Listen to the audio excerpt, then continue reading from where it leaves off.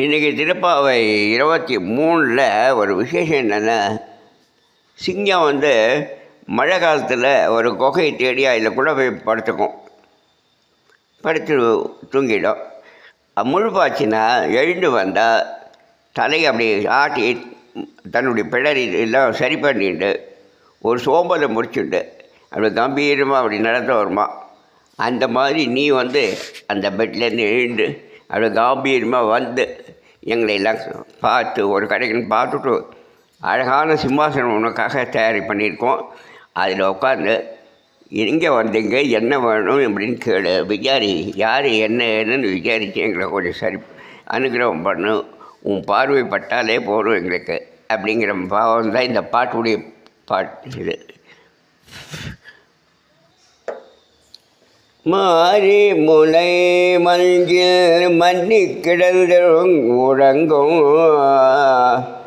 மாறே மனை முனை முஞ்சி மண்ணில் கிடங்கும் சீரிய சிங்கம் அறிவுற்ற தீவிழுந்து வேமையில் பொங்க எப்போடும் போன்றறி முறி நிமிர்ந்து முங்கி புறப்படும்.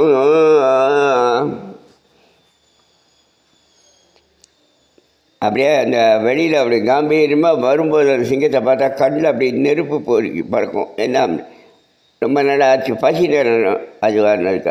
அதான் வேரிமையர் பொங்க எப்பாடும் போன்றறி முறி நிமிர்ந்து முங்கி புறப்படும்.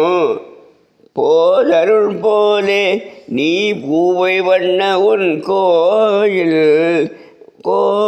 நின்றங்கனே போந்தருடைய கோப்புடைய சிறிய சிங்கம் சனத்திருந்தையா வந்த காரியம் ஆராய்ந்து அருளேலோ எம்பாவாய். நாங்கள் எந்த வந்தோம், எங்கள் காரியம் என்ன அப்படிங்கிறது விசாரிக்கிறதுக்கு அங்கே அழகான சிம்மாசனம் போட்டு வச்சுருக்கோம். அதில் உட்காந்து நீ சொல்லணும், உனக்கு காம்பீரியம் என்ன, இது என்ன, நீ அப்படி வெளியில் வரும்போது எப்படி திரும்ப அப்படி அந்த சிங்கம் இப்படி காம்பீரியமாக வந்துட்டுருக்குல்ல வெளியில், அந்த மாதிரி இருக்குது. நீ கொஞ்சம் எங்களுக்கு எல்லாம் அனுகிரகம் பண்ணுப்பா.